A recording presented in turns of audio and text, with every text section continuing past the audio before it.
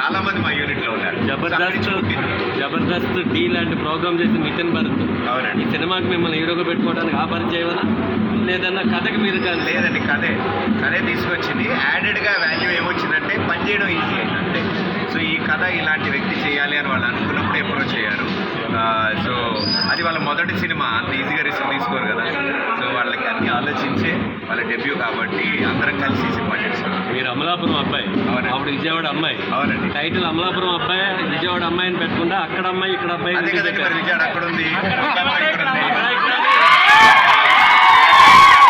అవునండి. ఆ టైటిల్ కథకు సరిపోయిందని పెట్టారా లేకపోతే మీరు కావాలని పెట్టుకున్నారు? లేదండి, ఇది కథ పుట్టినప్పటి నుంచి ఆ టైటిల్ ఉంది. అక్కడ అమ్మాయి ఇక్కడ అబ్బాయి. ఎందుకంటే ఆంధ్ర తమిళనాడు బోర్డర్లో కథ ప్రకారం ఆవిడ అక్కడ అమ్మాయి.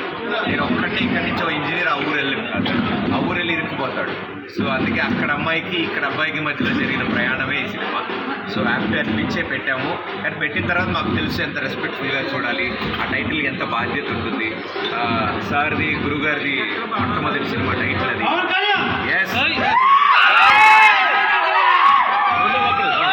గురుగారి టైటిల్ అన్నప్పుడు చాలా శిష్యులందరూ చాలా జాగ్రత్తగా దాన్ని హ్యాండిల్ చేయాలి.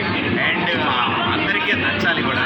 సో అచ్చ తెలుగు టైటిల్, అచ్చ తెలుగు సినిమాకి తెలుగు వాళ్ళందరం కలిసి చేస్తున్నప్పుడు అంతకంటే మంచి టైటిల్ అవకాశం అంటే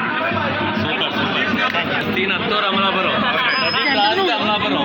ఏంటి అమలాపురానికి నీకున్న అనుభవం? లేదంటే గట్టి వాళ్ళందరూ